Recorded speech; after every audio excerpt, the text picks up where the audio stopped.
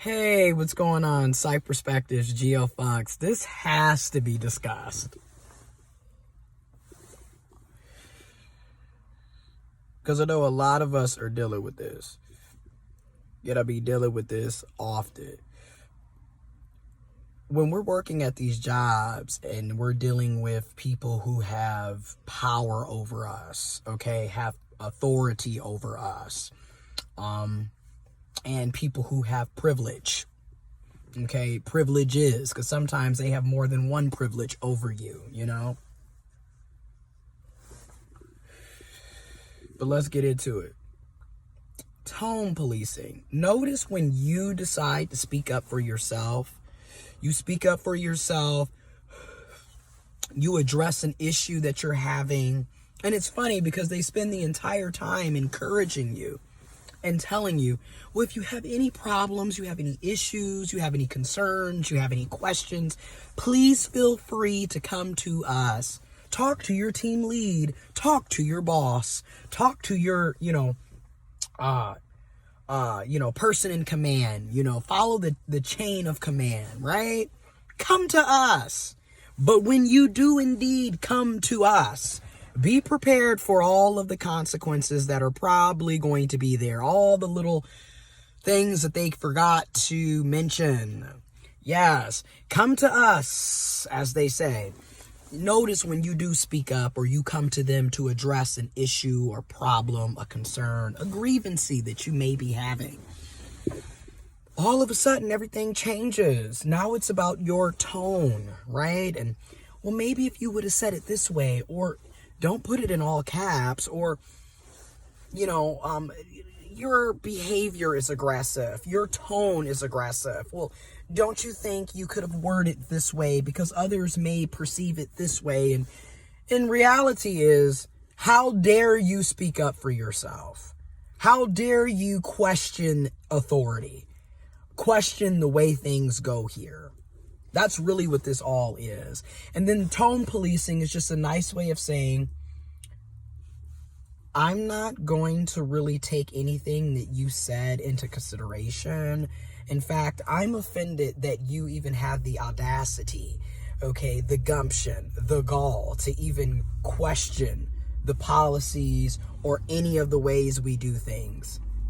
Even though I gaslight and manipulate and make you, be you here, but if you are, there's going to be repercussions. Yeah, these are things that need to be discussed. And a lot of us will find that out after the fact in a lot of these toxic work environments that a lot of us are currently working in, will be working in because of these systems of oppressions at place. And not even just at your work. This could be in your love relationships, your romantic relationships, your platonic relationships. This is just, unfortunately, what happens in our lived experiences a lot. And it's the tone policing. And it's crazy how abusers, oppressors, people who have done wrongdoers, they control the environment, they control the narrative, they control the rules, they manipulate the rules, they don't even follow their own rules. Everybody wants to talk about, being thumb pointers and being accountable, yet they're never accountable. It's just like, what's really going on here? And these are tools of narcissism. Narcissistic abuse. It can happen in your loved relationships, your family relationships, your work relationships. It really doesn't matter what type of relationship. Narcissistic abuse can take place. The shadiness can take place. The double standards, the blatant, I can do it, but you can't do it shit. And them, always having you on this unfair playing field, and you're never an eagle here. Everyone wants to talk about there being an equal playing field. Yet, clearly, as long as we're working for somebody, there's never going to be an equal playing field. You don't own the means of production. Your boss does. Your employer does. That's why I'm going to keep on saying, Capitalism is slavery with a C, okay? It's slavery with a C. You don't have any control over your job, how much money you make, how much money you earn. You don't have any control on how much you work, how many hours you work. Things just change at the drop of a hat. You know, your value, you don't have any say-so over any of this. You don't have any say-so over your rent, how much rent is going to be, how much your mortgage is going to be, how much your car note is going to be, how much your car insurance is going to be, how much your lease is going to be. You don't have control over any of this. You're just supposed to go with the flow, and then if you question it, remember, they said that you could come to them if you have any questions, any concerns, any problems, any issues. You know, come to us. Any grievances, any problems, any inconsistencies, you know. But when you do indeed come to them, be prepared for the consequences, which more than likely are not good. So it's just a very abusive setup, you know. It's very abusive. It's abuse. I mean, literally, you have no control over nothing. But you're living the dream, right? You, my friend, we are totally living the dream. Child, I don't know what kind of dream this is, but this looks like a nightmare to me. And I damn sure did not dream of working 40 plus hours a week over and over and over again and being guilt tripped about needing time off or being made to feel bad because, you know, you need some mental time, some physical time. You need a break. They work you to the bone. They lie to you about work-life balances, all kinds of crazy shit that takes place. And then when you say, you know what, I'm going to follow the rules, because a lot of us have been following rules, right? A lot of us, you know, we were told to go to college. We went to college. We were told to work hard. It'll pay off. We've been working hard. And you know what? Things have not been paying off. And these degrees that they told so many of us to go and pursue have never paid off. I mean, literally 2012 was the first time I graduated from college. And that'll be 10 years next year in 2022. And, you know, we're in the 9th year and these degrees haven't paid off. Bachelor's degree in 2014, that'll be... God, I'm old, you know, I'm older. I'm 28. I'll be 29 in October of this year, Lord willing, if I make it there. If the ancestors, if the universe allows me another year, right? And these degrees ain't paid off. And I've been working since I was 16. I got my first job at 16. And let's be honest, I got my first job at 16 through networking and through family ties. I'm going to be honest about that. Because we have to recognize our privileges, and we also have to recognize our underprivileges, our disadvantages. But I was still working through family ties, through networking, through nepotism. And I was working at 16. I've always had a job since I was 16. And then before that, you know, chores and doing little things on the side to make a little extra money. But yeah, it's a privilege to have chores. It's a privilege to have networks and nepotism, to be able to get a job at 16 through family ties. That's a privilege. I totally admit that. I'm not taking away that I didn't get here on my own. I didn't. But yeah, I've been working since I was 16. Worked through college, interned, and a lot of these interns were free. I only had one paid internship. Only one paid internship. The other internships were free. Volunteering, all these things. A lot of us, and I'm just speaking about my personal things, but a lot of us have done these things. out of the kindness of our heart, because we wanted to and because we were told to. And we were told, this is how you make it through life. This is how you line jobs, secure employment, get a decent paying career, blah, blah, blah, blah, blah. We were told this. So many of us were told this was the way towards what? Success. But did it lead to success? Or did it lead to your version of success, or their version of success? Because success itself is very subjective, depending on who you're talking to. Some people might see making 6 figures plus is successful, and then others might see having a decent job that pays around $50,000, but my needs are met and I'm fulfilled, being successful. It really all depends on who you are and where you are, and but like I said, if you complain about it, a lot of us are now complaining that, hey, we went to college, we got all this student loan debt. Like, I got $48,000 plus of student loan debt, and the bulk of it coming from getting my master's degree.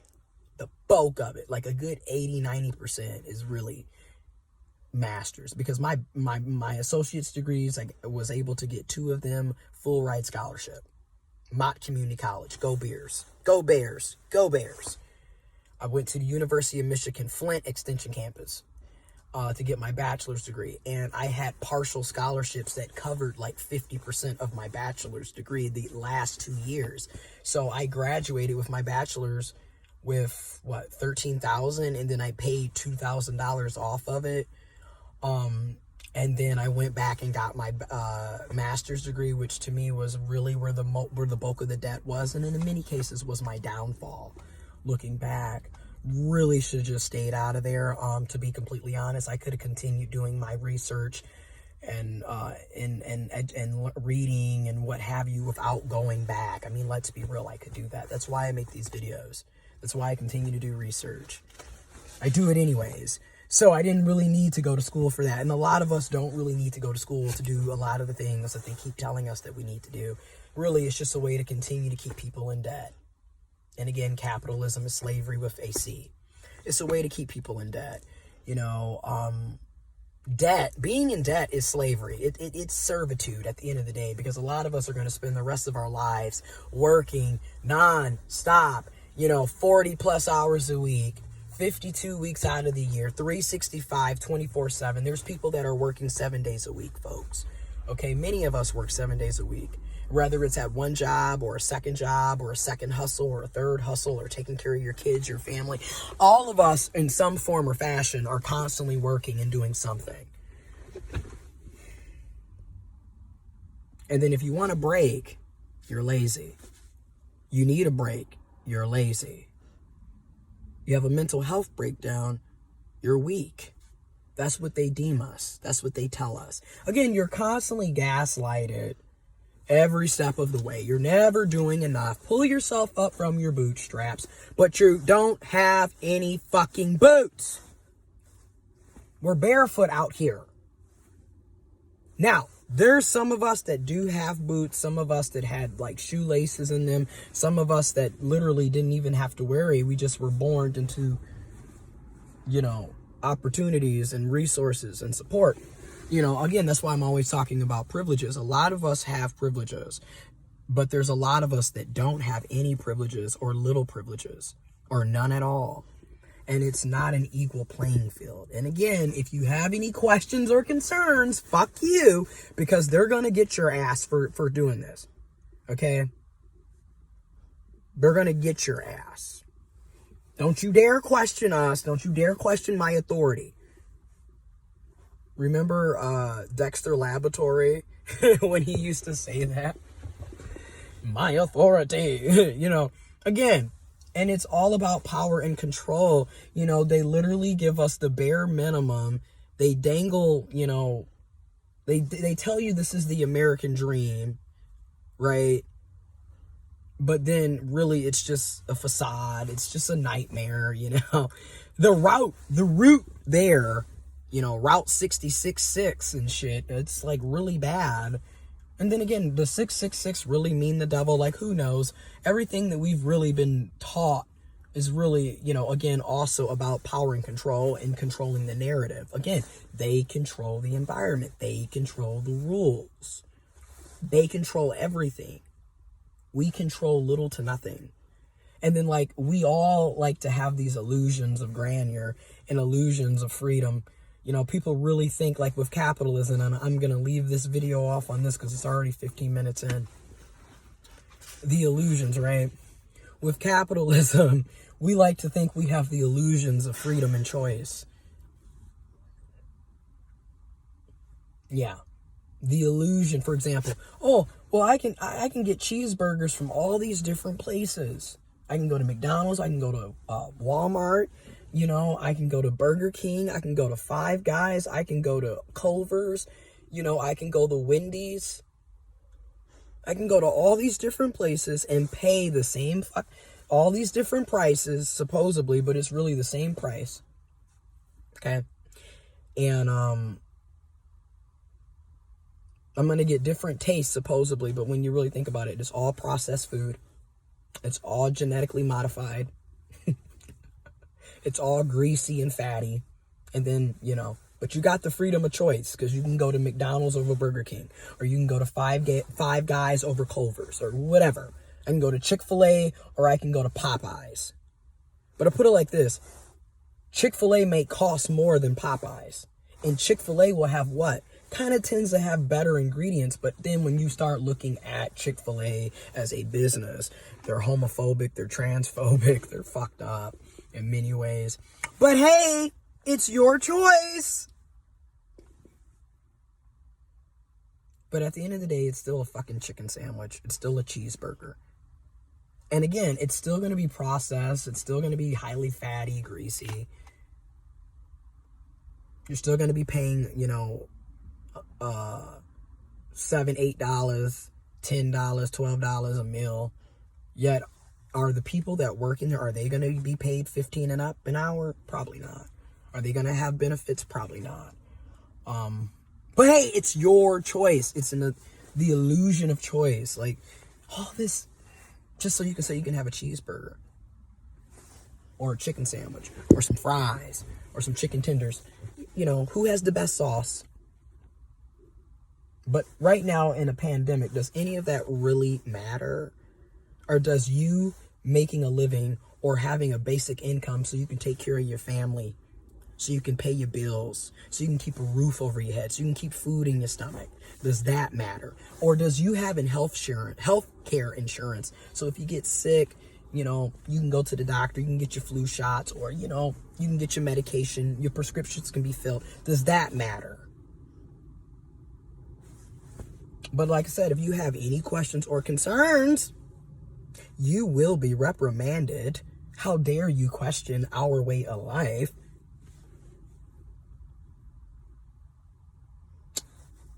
I'm out.